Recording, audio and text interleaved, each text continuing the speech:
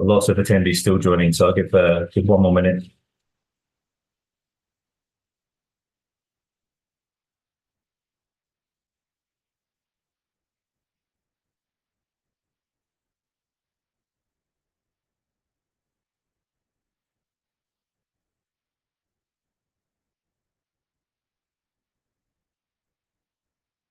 Okay. Perfect. Right. Okay. Well, hello all, and welcome to another Good Governance Academy Showcase webinar. We're delighted to see so many people online, not only from our local region, but from across the globe. Please do let us know where you're from in the chat window. It's always great to see where people are joining from. We're expecting an excellent attendance today, and I see many people are still joining. So in the meantime, just some quick housekeeping before we continue. If you can't see the control panel on your screen, just hit the Alt key on your keyboard, and that will give you access to the chat box, the question box, and the reaction buttons. We'd love to see you share your reactions to the conversation, so please hit the applause or the thumbs up if a comment strike a chord with you. I'll also be very happy to field your questions to the panel, so please record these in the question box, not the chat box, as they might get lost in the comments. So put these in the question box, and I'll ask these during the Q&A session later on. For those who've not met me, my name is Mark Morley. I'm the Good Governance Academy's training manager. For those who are not familiar with the Good Governance Academy, we're a non-profit organisation that was established by Professor Mervyn King in 2019. We collaborate with universities, business schools, professional bodies, and other organisations all around the world to share information on business critical issues. We run regular webinars on current hot topics, in addition to hosting colloquia twice a year. These are high-profile events which have been attended by over 10,000 people, and the output of these is shared with over 5 million professionals throughout our support member network. We also run these showcase events periodically to promote courses which the Academy has endorsed. The endorsement program involves an assessment against specific criteria to align with our own focus areas and to ensure the highest international standards are maintained. It's available for courses of all formats, online, in-person, and hybrid. So if you have a course that you'd like to put forward for endorsement, please visit our website or connect with me on LinkedIn. The endorsement program was developed to support the Academy's alignment with the UN's Sustainable Development Goals of collaboration and quality education. And we're delighted to bring another endorsed course to you today. So with that, I'd like to hand over to Deloitte to introduce their team and the Deloitte Africa Governance Academy, which is already enjoying great success and excellent feedback from the recent cohorts. So Tendai, if I may start with you. Sure. Thanks so much, Mark. And good afternoon, everyone who's joining from this side of the world. Good morning, good evening for those who are joining at that time. My name is Tendai Shito. I am a senior manager within the governance advisory team at Deloitte. I've been at Deloitte for a period of 11 years, focusing on governance transformations for clients both in the public and the private sector. I'm very excited to chat to you today. I'll hand over to Mark. Everyone, really great opportunity that presented by the Good Governance Academy to share a little bit about what we've been doing in the governance space. I lead our governance practice, working closely with Tendai and the broader team, and we've done some amazing work helping our clients to not only assess effectiveness of governance in their organizations, but actually really drive the transformation agenda, which I think is certainly something that we've seen been re-emphasized given the focus on sustainability over the last couple of years. But it's a never-ending challenge that we all need to be continuing to focus on. Let me maybe get started then. Mark, if you're comfortable. Yes, excellent. Absolutely. Great. So essentially, a couple of maybe opening statements. I think there's some really good training and material out there. Essentially, why did we start or focus on the Good Governance Academy? Well, I think there's a number of reasons. We obviously work quite closely with private and public sector boards, with executives, and with other stakeholders. And we've certainly seen and participated in various governance trainings over the years. But we really felt the need to focus on helping to develop up and coming directors, who are seeking to get into the governance agenda.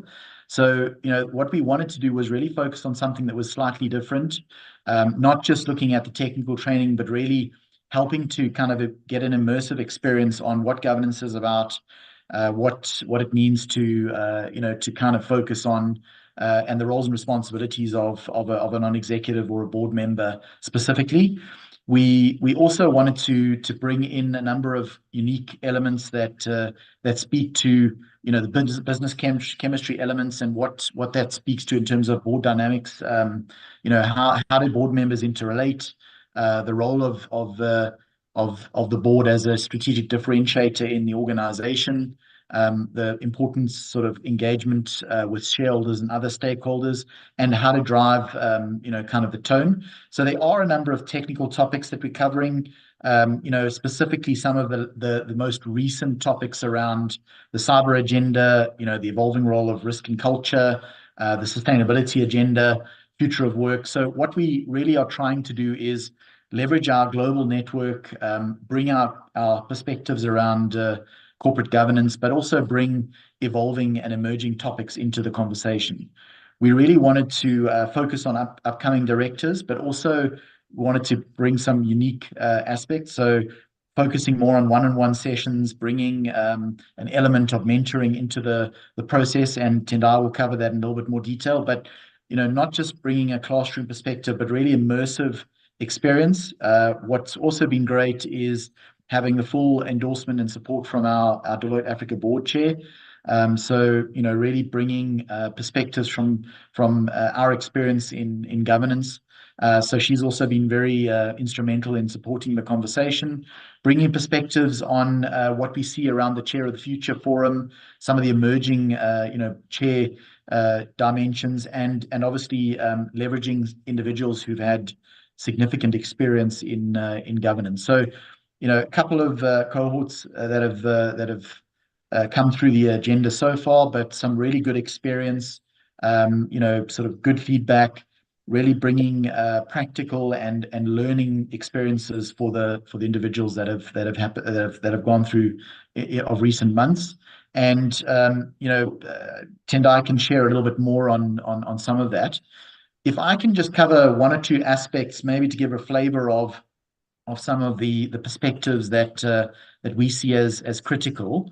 First of all, we're really trying to cover a very holistic view on the governance framework. So, a lot of the obvious elements that you'll probably recognize here that speak to the overall governance structure and model, what's on the board agenda, and how to make sure that we're focusing on forward planning and reporting. Some really interesting insights that we share on some of the ongoing challenges we see in terms of board reporting and helping to ensure that boards and chairs make reporting fit for purpose. Some of the ongoing challenges around the tone and the dynamics in the board. Having worked with a number of boards over the last couple of years, the tensions between the value that's brought from different members, the critical role of the chair in driving the board agenda and bringing the value from all of the board members is really critical. And the chair leadership role is super critical in that regard. Also, the important role of stakeholder engagement. Stakeholder management has come to the fore even more so now with the sustainability agenda coming through quite strongly in the governance of the climate agenda and social impact. And that's really reinforcing the importance of understanding who stakeholders are, managing those unique relationships, taking a proactive role in some respects as a board, but also appropriate oversight over the governance of stakeholder management. And then really looking at the structure, taking the perspectives from a best practice perspective through King and global standards, but actually challenging the design of the governance structure that's fit for purpose for an organization.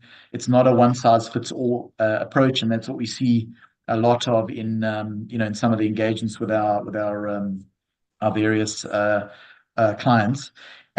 Also emphasizing the different roles, critical for the board and the non-executives to drive clear accountability, obviously through the delegation framework, but more importantly to the executive, So operational executive governance being just as critical as corporate governance, the important oversight role, what needs to be overseen and to what level of detail, and then the stewarding role, which for boards has actually increased of late in terms of the importance of considering sort of steering the strategy agenda, focus on performance, helping executives to kind of monitor or to sort of get through the minefield of the significant externalities that we see, in likes of COVID, financial crisis, etc. So really looking at all of those different dimensions and helping the participants to focus on what that means for them individually, the balance between stewarding versus oversight, driving the right level of accountability, but not overstepping the bounds. So some really interesting dimensions. If we think about, the characteristics of a high-performing board, really critical to get the balance right also along a number of dimensions. And this is some of the sort of perspectives that we're seeing globally from our engagements with global boards. And the real challenge here is that, it's not one or the other, unfortunately. It would be very easy if a board could focus on one dimension and consistently. There's very much a continuum that we need to be sort of considering. So if I just pick up on one or two of these, it's important to build the right level of trust with the management team, with the CEO, and demonstrate the level of support, but also critical to have the right level of challenge as a board. So, there's times when it's all trust and it's significant cohesion. There's other times when there's significant challenge. And what we see is, some of the dysfunctional challenges between boards and business, is in this space. Having too much challenge tears down the relationship. Having too much trust potentially, limits the level of oversight and stewarding that can take place. The focus on today versus tomorrow, sustainability and the current realities we face in a sort of VUCA society is that we need to be thinking about today, making sure that we're sustainable as a business today, but actually there's a lot of focus on tomorrow. What does it mean? What does the business look like in 10 years' time? Are we comfortable that the businesses and the management team is really reassessing that? Do we have a clear enough view on the strategy and the robustness of the strategy to be able to achieve those objectives? Considering the level of assurance that the board is getting, where does it need to go and actively seek assurance? Where does it just get reassurance from the various risk and control functions that are there? The level of risk taking that the board needs to consider. If there's no risk, there's no reward. But sometimes we need to be playing it safe. Sometimes we need to be taking more risks and balancing those two out, understanding the risk-reward relationship, how that links into the strategy, and the role of the various non-executives and the board members to kind of consider that almost on a dynamic basis, because it's not about where we have a high risk tolerance. Sometimes it's high, sometimes it's low, and we need to consider that. Also focusing on the people dimension versus results. There's not a one-size-fits-all approach. One needs to be thinking about long-term results as we currently stand. High pressure on performance, making sure that we keep our people happy, but also driving performance, post-COVID. So a lot of tensions that we see in the characteristics of a high-performing board, and a lot of these conversations are what we really focused on in the Governance Academy. Just Mark, maybe yeah, sure, Mark. I could just ask, do you find it's different when you're looking at listed companies? So when looking at the focus on today and tomorrow and the focus on people and results, do you find that's different between listed companies and those that aren't? Do you find it's harder to get them to look, further forward?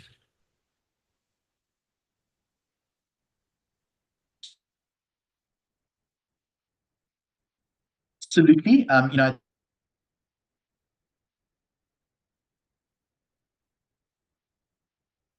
You're breaking up a bit there, Mark.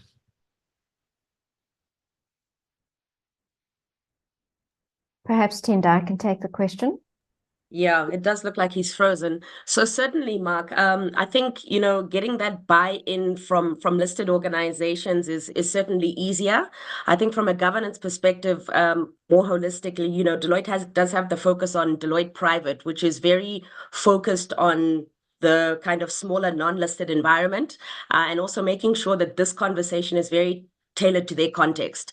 Very cognizant of the fact that the kind of smaller private context is different to the listed context, but these considerations still remain kind of very important to consider, but to a different extent. Right. Thank you. I think Mark Okay. is going back in now. There we go. Mark, are you back, or shall I continue? You're back. Great. Apologies about that. I'm assuming no one heard my response. No. No, Perfect. no, What I you was can saying, continue. Mark, is that what I was saying is that the principles of governance never change, and that's what I like about a lot of the standards we have globally. But for me, it really depends on the local context of the organization. So a listed global multinational in a high regulated industry is clearly going to have a higher level of governance, more rigidity, sort of laser focus. At the other extreme, a family enterprise, clearly we need to be adopting a much more flexible approach. So still important to think about, independent governance and oversight and stewarding, but there's a greater level of executive governance by the management team. So in some of our experiences, particularly in the family governance agenda, certainly things will change, but really important to still apply the same principles so that we're deriving the right level of stewarding and oversight, no matter what the organization. Yeah, thanks.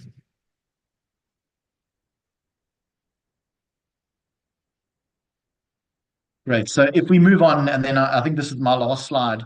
The other point that we really spend a lot of time on is kind of understanding what makes an impactful board. This is a great, if you just read the caption on the right there, the danger here is that we have a board that thinks that they're connected, but they're actually not. And we talk about, level 0 versus level 1 or level 2 boards, or even level -1 boards that are actually not contributing towards the success of the organization.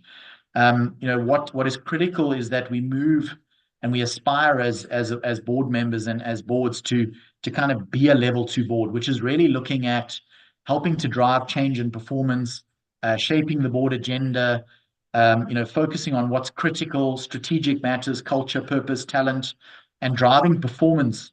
The challenge that we often find, though, is that you have organizations that are more sort of at a level 1 where the agenda is more driven by management.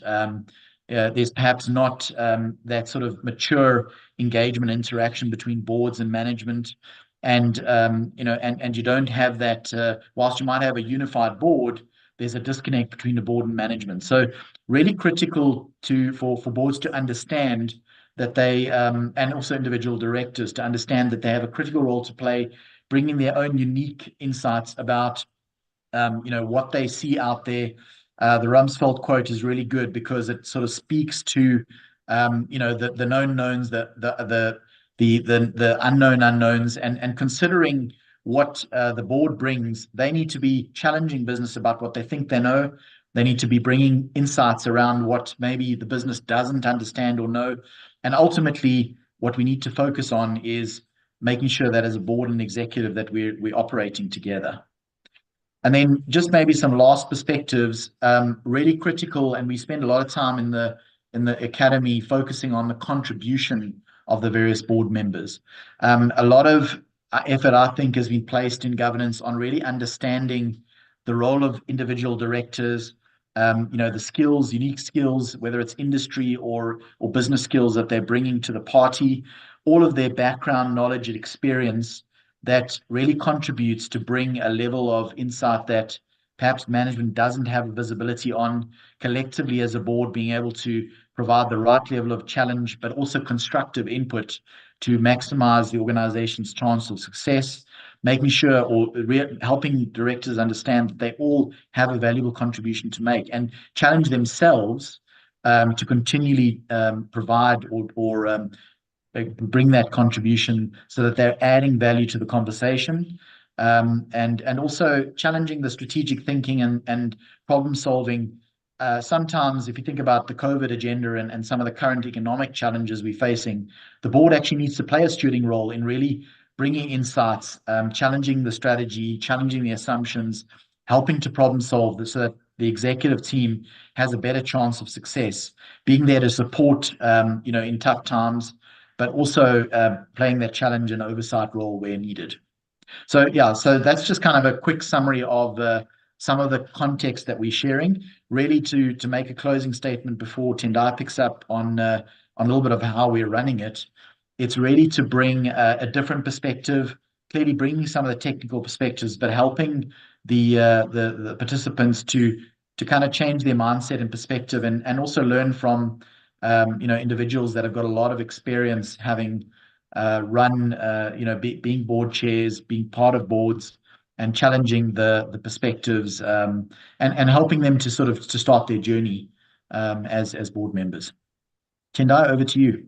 Sorry, Mark, can I just before you continue, Tendai, Yes. can I, on this slide, with your experience of boards that you've worked with, are there any of these that kind of stand out as common weaknesses? So I'm guessing industry experience and strong background knowledge is probably quite common, but are there others you think, relationship management, that kind of interpersonal skills? Are there any kind of that always need work and always are weaknesses? I mean, I think one of the things that's most critical for me is the strategic thinking and problem-solving skills. I think that board members sometimes underestimate the impact that they can make because they come with a wealth of experience. So it's not about the knowledge and experience that they have, it's how they're applying that. So it's asking the tough questions. It's helping to kind of get to a better solution in a board conversation. That's super critical. And I agree with you also that, negotiation and communication skills are also super critical. Often, especially for new board members, often they find it really difficult to engage with individuals that perhaps have a lot more experience. And what I often find in engaging seasoned board members is that they actually value I wouldn't call them stupid questions, but they value the different perspectives that new board members are bringing in. So really critical to get that balance right. And to maybe quote one example, one of the board chairs that I worked with a couple of years ago really spoke about the balance in skills and tenure. If you think about good practice, you ultimately want ideally sort of three terms of 3 years as a maximum term, and you want to temper the new board members coming on. You don't want that extreme change happening. But what he was saying as a board chair was the first term is really, actually there's not a lot of value that comes out because it's a lot about learning, maybe a little bit of challenge. The second term, you start to see the value, and really start to kind of add huge value as a board member. The third term is where you add the most value. And then post that, the risk is that you're getting too close to the business and you're not going to really contribute. So it's important for every board member to think about where they're at, what unique value they can add, and to not sort of miss the opportunity to challenge that, because ultimately the collective wisdom is where the power of the board is. Right. Thank you. Great. Thanks, Mark. So in terms of the academy itself, I think the focus has been, like Mark was saying, to make sure that we are bringing enough of the technical perspectives, but also enough time for mentoring during the sessions and enough time for reflection for the individuals as to what the topics in question mean for me as an individual and for me on the board of XYZ one day. So we have 5 sessions that make up the academy currently. There are 2 cohorts that have gone through these sessions to date. And each cohort has between 15 and 20 individuals. We are, quite intentional about keeping it quite intimate. So a cohort will go through these 5 sessions together, and each session currently is in person. We are focusing on a couple of virtual cohorts because we do understand that some of the participants are not necessarily based in Johannesburg.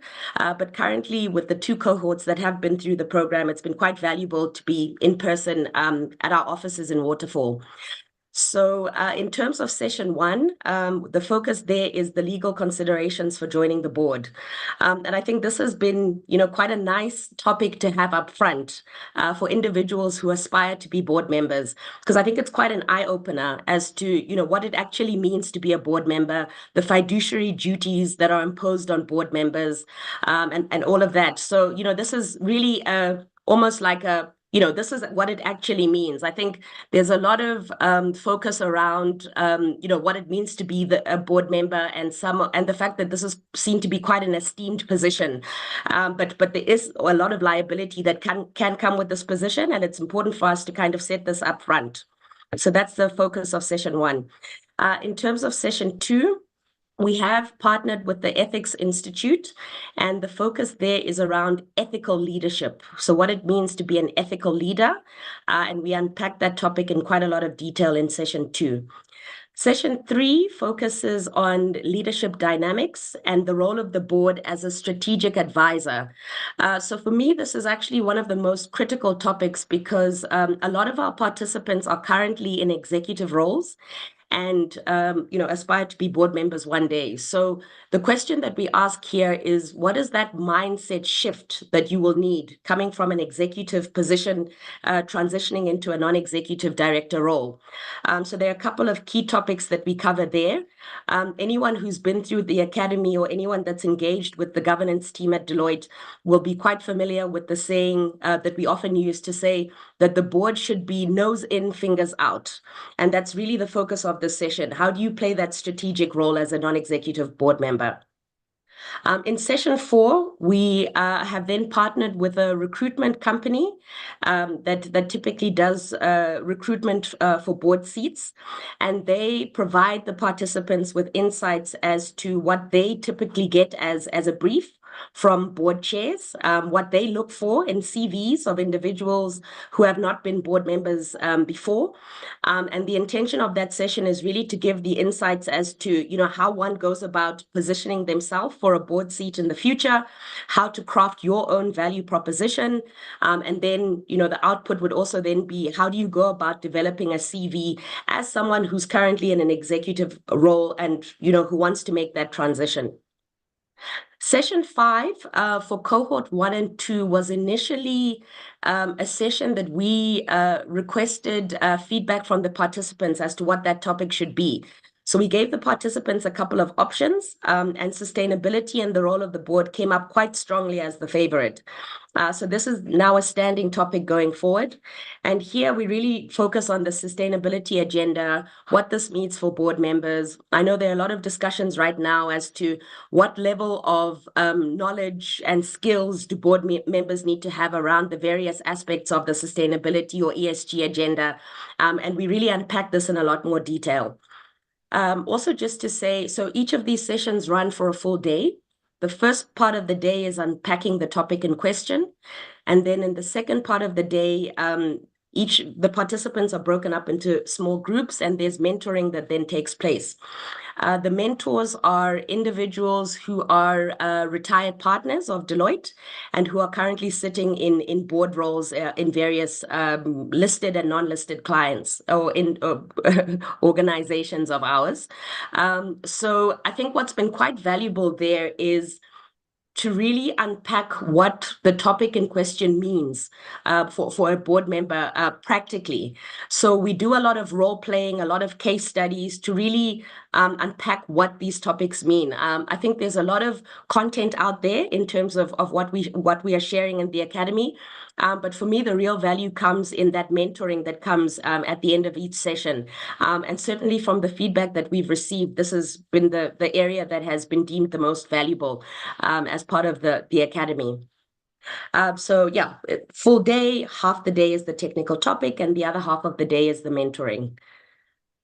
I'll pause there, Mark. I do have a couple more slides that go into a bit of detail, but would be more keen to get into some questions if there are any. Yes, we do. We do have a couple of questions from Hanley. They've asked, do you have a training module to train aspiring non-executive directors on red flags to look out for to recognise a low impact board before or after appointment? I'll take that. I think not so. Yeah. Can you hear me, Mark? We can hear you, Mark. Perfect. Yeah, not so much a training module, but actually, if I just use some examples, we've actually done some interesting projects with boards before, which were, let's call it dysfunctional in some way or other. A lot of the challenges actually speak to either role clarity and focus, or actually the relationship between the board and the executive. And for me, it's really critical that there's a couple of key role players there. Obviously, the chair of the board and the CEO, very critical, but also the sort of dynamic around the board. So, there's obviously a lot of experience that we do share, sort of in terms of practical challenges.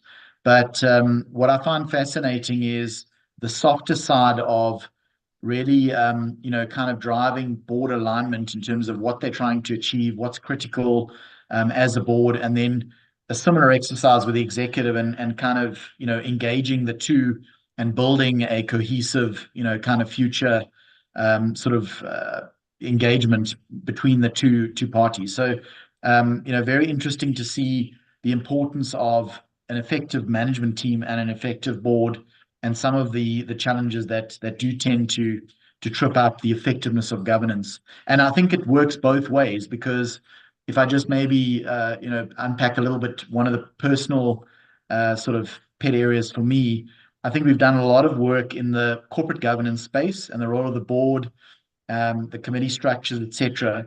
But we actually do a lot of work in the executive governance space, clarifying the role of the ExCo, the committees that support ExCo, and how executive governance needs to be effective, supported and enabled by delegation frameworks, etc., to then ensure effective board governance. If you have, poor executive governance, then the board governance agenda is even harder, and what that sort of tends to create tension between the board and management.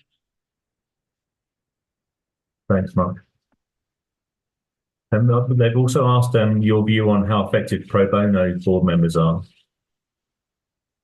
So my sort of take on that is that it's about the individual rather than whether someone's pro bono or not.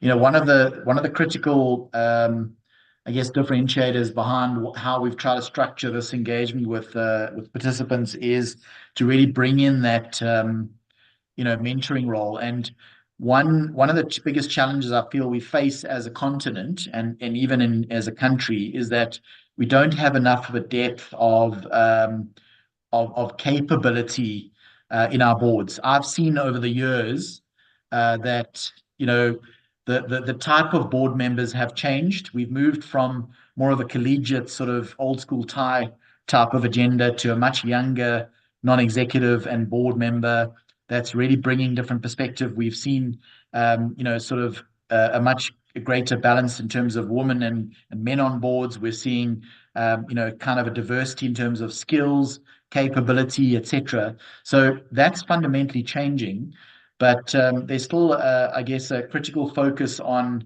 the opportunity for individuals that are, finished their career, still wanting to give back, that can actually play a pro bono role. I think it's more critical that the individuals that are on those boards, are supported by an effective governance model. They are seen as contributing, and they actually themselves are driving value in that sort of role. So for me, it's not about whether it's pro bono or not. I think it's about whether the governance model is effective and the attitude of individuals that serve in that way. I think there are, many individuals that are finished their first and maybe second careers that actually have a lot of value to add, to organizations, whether they're private or public or PBOs, etc. And maybe if I can just add to that, Mark, sorry, I guess a different angle to look at that question, similar to the pro bono context is I guess shareholder representatives, right? So these are individuals who are appointed to the boards, employees of the shareholder, but at the end of the day still hold the same fiduciary duties as a pro bono board member, a JSE listed board member. So I think what we try and emphasize is the fact that regardless of the context of the seat that you're sitting in terms of that boardroom table, the liability remains the same. The expectation for you to contribute to that board remains the same. Right. Yeah. Yes, acting in the interests of the organization, the old age-old, kind of importance. But it gets quite difficult sometimes when you have complex groups and you have that sort of blurring between independent non-executive and potentially non-executive but non-independent. Ultimately, I think what's critical in the qualities of a non-executive or a board member is judgment, wisdom, experience, and maturity, which are all critical in driving effective governance. Great. Thanks, Mark. There's possibly a question for you, Tendai, just more about the course itself. It's the SEGO has asked, is it materially different to the IOD SA courses? I'm not sure how familiar you are with their course and content, but yeah, so I'm a certified director myself with the IOD.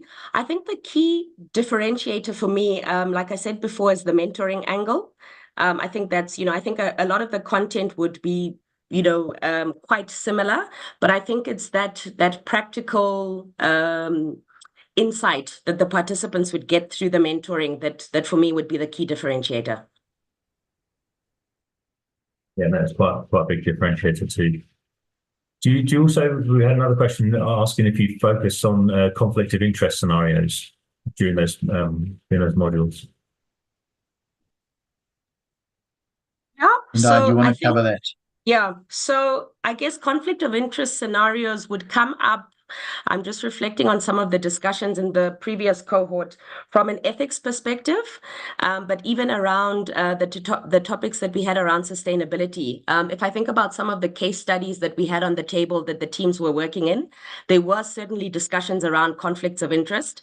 One of the key conflicts that I think we discuss in detail, also as part of session 1, is that whole, you're a board member, but you're also a shareholder representative, and where does the fiduciary duty lie, and acting in the best interests of the company. So it certainly does come up, not as a standalone topic, but I think it's a theme that comes kind of throughout the course. Right. Okay, thanks. Got to continue, and then we can have some more questions at the end. Yeah, so that's it, Mark. The rest is really just a bit of a double click on these particular on each of the sessions. So okay. I think that's really it from our side in terms of content. Okay, so we do have another question. Is staggering boards still a preferred form of board arrangement? Mark, you want to take that one? I'm assuming here you're talking about, essentially sort of the staggering of appointments, if that is the right question. Yeah, I think it is still critical. I think, maybe a couple of perspectives. There's the perfect, let's say, theory of if you've got let's say you've got, sort of 9 board members on a complex board. Three members would kind of look to sort of exit and 3 to enter. The reality, though, is you've also got to balance, the skills, the capabilities, where the organization is, what the challenges are. So I think it's applying it as a principle, but then always taking a practical lens to it. Where I find it gets more difficult is, a lot of the challenges, especially in the public sector, where you have, a whole new board that's appointed. And I really think that there's probably still a lot we can do, in balancing that governance versus share ownership or shareholder agenda, particularly in the public sector. My sort of personal perspective is that we could probably do a lot more to help drive director and board, sort of equipping and training and development to support the let's say the kind of pool of non-executives.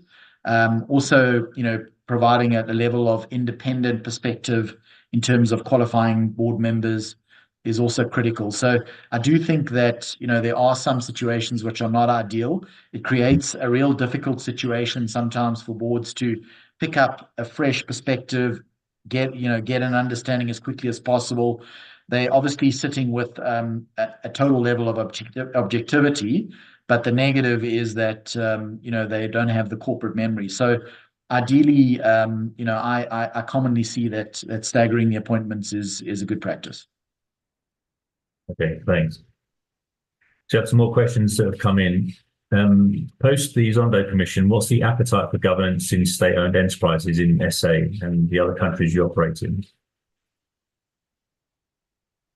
I think it's become more difficult and challenging, maybe to the point that I made earlier about about the importance of directors. In some respects, you're there to bring your experience and your knowledge. Sure, there are professional directors out there, but I think there's an element of what contribution you want to make, and that's come through very strongly in a lot of the conversations that we had in the last couple of cohorts. So ultimately, there is a contribution, sort of impact. So I do think it's got more difficult. On a positive note, I do see sort of less of a political and more of a sort of a focus on board members in the SOEs and also in the public sector, really wanting to make a difference and drive sustainable organizations and businesses. So I think it certainly is a higher risk, but ultimately I'm really pleased to see a level of maturing and sort of, I guess, increased stability. What we're hoping to see is fewer wholesale firing of boards and rather kind of more consistent appointment of board members on individual boards and driving that relationship between the shareholder, being government, and obviously the board themselves. Great, thanks, Mark. We've had another question. What are the cost implications of taking the programs? So, we'll have a link on our website, on our training page, through to Deloitte, where those details will be posted. I don't know if it's better for people just to go through those channels. Deloitte, Tendai. Yeah, that's perfect. That's perfect. Yeah. Another question: how often do you have the cohorts? Yeah. So we actually have 2 cohorts that are starting in May, with, like I said, a maximum of 20 individuals. I think we're almost actually full on the cohort, one of the cohorts that will start in May. And each session there's 1 session a month. Obviously, the individuals who take this course are often very busy individuals. So 1 session in May and then each month after that. Okay, thank you. Maybe the other point just to raise, sorry, Mark, just to kind of highlight is, what we've really enjoyed about this, and this is where, our board chair has played an amazing role, is, it's on the one hand, it's about individuals developing themselves. But what we really like is the fact that a lot of corporates are actually looking to develop up and coming directors from their own, organizations. So it's not, we certainly haven't seen this as, we're running a training program. What we're wanting to do is really contribute towards the quality of emerging board members out there. And I think, there's certainly different ways of potentially engaging in terms of participating. We certainly have had some very productive conversations with some corporates who are looking to actually put, a number of their executives across the group on a cohort to really create a different perspective, even if they're currently executive, get a better understanding of what it means, what the board is looking for, but also starting to develop, future non-executives or board members. Perfect. Will you be rolling this out in other offices? You said at the moment it's just a Waterfall office, but I know that there's plans to do this virtually as well, isn't there? Yeah, so currently the sessions are running out of our Waterfall office. We would certainly be looking to rolling this out in our offices in Durban and Cape Town as well. I think, like I said, we're also quite cognizant of the fact that, some of the individuals who want to participate are not even in South Africa. So we are opening up those channels for virtual sessions as well. Okay. Yes, given the potential uptake, if I think about, we're obviously in many countries across the continent. It would be great to see, some physical cohorts in West or East Africa or in other countries. So I think it's really just, as we sort of evolve the thinking, it might be useful to, to potentially, consider some physical sessions in other countries. Mm. And obviously taking into account the local context in each of those jurisdictions as well, which will be quite important, for session 1 and a couple of the other sessions as well. Sure, yeah. Okay, another question, if we can. Is it a wise practice to have substitute board members or trustees to maximise representation at meetings? Do you want to take that, or I'm happy to, Tendai? You can take it, Mark. You can go ahead. Yeah, I mean, we sort of would prefer, we don't think that's a good practice. I guess there's no absolute example, but for me, it's critical that you understand who the board represents. It's rather about being agile in terms of how you meet, when you meet, how you engage to manage the challenges. I am cognizant of the fact that there are a lot of different ways of appointing board members and representation, depending on different organizations. You might have labor representatives, you might have regional representation, but for me, I think it's critical to drive clarity on who the board is, who those members are, and if there's any kind of input, it's not as a member of the board. You might have someone literally doing a presentation because it's a technical issue, but for me, I think good practice is to be clear on who the board is and ensure that those members are able to kind of represent. We also do a lot of kind of work trying to balance out the committees and the representatives on committees, who the right people are that should be on various committees of the board, and making sure that you don't have too much overburdening certain members. Classic example would be at an executive level, potentially the CFO might sort of be on too many boards. The audit committee chair might end up sitting on too many committees. So trying to get that balance right is probably more important than having substitutes. Sure. Thanks, Mark. The next question is, in your cohorts, have you seen the benefits in encouraging diversity on boards around gender, age, geographical diversity? Yeah, no, certainly. So, I mean, if I think about the discussions that are happening as part of session 4 specifically, where we have the insights from the recruitment agencies and, what number one, what their briefs are from chairs in terms of what they're looking for. Certainly, diversity continues to be something of importance. I think in terms of the mix of different races, genders, ages, and all of that remains something that is topical. And we actually just released a thought leadership piece a couple of weeks ago around the state of diversity from a gender perspective on boards, and the fact that it's still not where it needs to be in South Africa, even though we're doing a lot better than some of our counterparts globally. But this continues to be something that is a discussion point for board chairs around the world, from what we're seeing. I guess the real, kind of value there is bringing different perspectives. Yeah. As an example, we have a sort of a shadow, kind of sort of young individuals board that really helps to provide sort of Gen Z and Generation Alpha input in terms of, what's important, what are the future trends. So, if I look at some of the, the global leading boards bringing, ex-CEOs from industry in to really challenge the strategy, help to provide different perspectives, particularly in industries where there's a lot of traction and change. It's really critical to get a broader voice. All of the work that's been done in the Companies Act to look at, which is a global practice in some countries, to look at labor representation. All of those are really there to provide a broader perspective so that the board is as effective as it can be.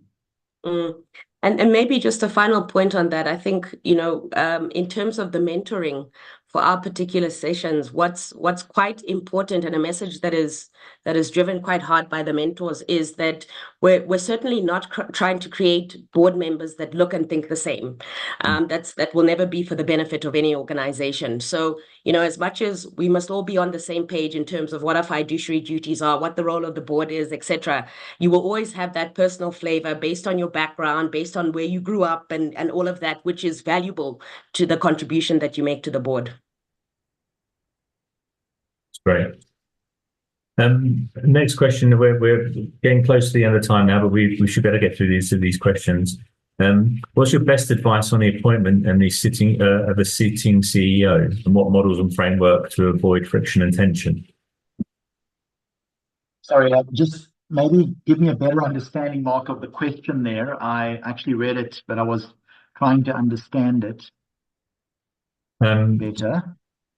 Yeah, I don't know whether Simangeni can add any more to that, but I'm just guessing if a new CEO is appointed, what Sorry, yes. Look, I think if I understand the question correctly, it's obviously the balance, the fact that you've got a new board coming in and you've got an existing CEO, understanding the tension between that. For me, the models and framework, the governance model and the governance framework, obviously very critical. But I think there's a couple of very critical focus areas. The role of the board chair and the CEO, the relationship between those two is really critical to help drive that. I think the level of engagement with the executive team and the board is also super critical.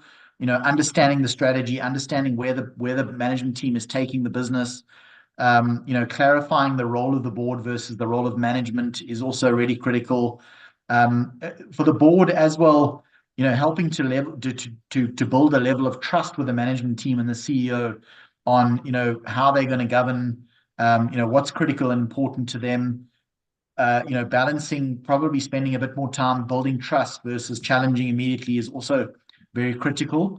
I guess all of these things are sort of important soft agendas to drive effective board governance, because the investment that's made up front in all of those interventions really does pay off in the end. I think if you drive an aggressive stance from the beginning, then it's probably more about trying to rebuild relationships from there.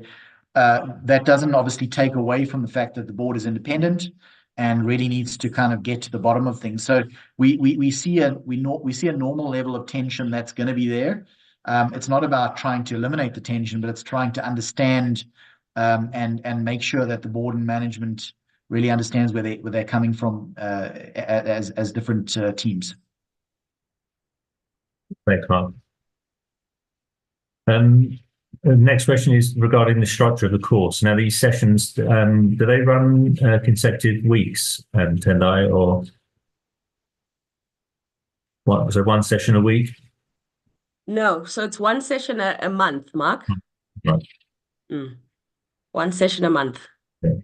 And do you have to be part of a specific group, or can any individuals or company secretaries attend these sessions? Yeah. So the process that we're currently following is, as part of the onboarding process, we engage with the individuals who'd like to be part of the program. Like I said, typically the individuals are currently in executive roles, and we just want to make sure that it's an individual who will kind of understand the foundation. It's certainly not a governance 101 course, so we want to make sure that it's kind of pitched at the right level. On the company secretary angle, maybe just to say we do have a couple of company secretaries that have joined and who have found it very valuable. We are actually in the process of setting up a company secretary forum, which will follow a similar structure, but very focused on the role of the company secretary and us providing insights to company secretaries around trends globally. But we do have company secretaries that are part of the program. Fantastic. And with the mentoring, is this something that can continue after the course? Are those relationships maintained? It definitely does. We found I caught up with a couple of our participants the other day, and they've kept very close ties to their mentors, and we're also finding a lot of relationships that have been forged with the recruitment agencies. Okay, fantastic. I just wanted to hold there. Our Carolyn Chalmers, our CEO, has been in the background. I just wanted to ask if she wanted to come in, because I know there's probably some aspects that she would like to highlight. Thanks very much. Hi, thanks everyone. It's really lovely to see everyone online and to see Deloitte Africa Governance Academy here. I think we've got a good sense of what the Academy is offering. And I think we've had some great comments and questions about what the dynamics are of the course itself. Some good questions around good points around the integrated governance, making sure we've got, I think, Mark, you called it the operational governance, did you say? Or the executive level? Yeah. So making sure that we've got that governance, the tone from the top, filtering throughout the organization so that the organization operates as a cohesive whole, or as Perrin Carey of COSIA calls it, like a starling's murmuration. It actually looks beautiful when it comes together. The other thing that, in terms of our endorsement, that we really appreciated from this program is the mentorship and the mentoring aspects. So really to bring the new directors through the program, that really, really does help. I think most things have been covered. If there are any other points from the audience in terms of the aspects that they feel aren't covered, I think, Mark, they can send them through to you and you can engage with Tendai on that, correct? And people can access the course. There was a question around whether the course is CPD accredited.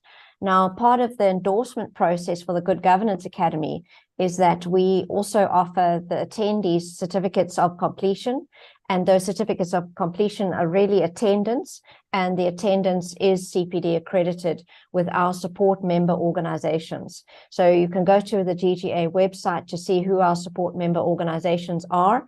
If there is an organization that you're registered with, so for example, the actuaries in South Africa are not yet a support member, we will and we are engaging with them to become a Good Governance Academy support member. So then they will soon be a CPD accredited. So I guess that's really from my side, Mark, what I wanted to say. I'm very interested in the faculty. Perhaps Tendai, we've got 3 minutes. In the last 3 minutes, Tendai, if you could just tell us a little bit more about the other faculty members that will be presenting the course. That's just one thing that has come through from the discussion. Thanks. Sure. So presenting on these particular topics, Carolyn? Yes, so your additional faculty members that you bring Sure. in, you mentioned some organizations. Yes, I did. So in terms of the first session, that is actually presented by Deloitte Africa's ethics officer, Dr. Johan Erasmus. So he takes on that course. In terms of the second one, we have partnered with the Ethics Institute, so they focus on that. Session 3 is actually led by Mark Victor. So he runs with that together with the leader of our internal controls and assurance team, Sisan Tlango, who was not able to make it today, unfortunately. And session 5 as well is led by our sustainability team, led by Jane Mamet. In terms of session 4, I will leave that offline if that's okay. That will be confirmed with people who participate in the program. But just to say, it is a renowned recruitment agency based here in South Africa. Great. Thank you, Tendai. Thank you. So I think with 1 minute to go, we're ready to draw to a close. So I just wanted to thank Tendai and Mark for your participation today and taking us through this course. We're really excited to have this part of our endorsed program. So thank you for bringing this to us. And we're hoping that there'll be some good feedback coming through from this webinar today. If there are any other questions, then please feel free to drop me an email. We'll be sending details out about the course and how to get in touch, how to get onto the course through our training page. So all those details will be available to everyone. So we'll send those emails out this week, along with CPD. If you wanted to have a CPD certificate for attending the webinar, they will be distributed this week as well. So thank you again to Tendai and Mark. Thank you again to everyone that dialed in, and we'll look forward to seeing everyone on the next showcase. Thanks very much for the opportunity.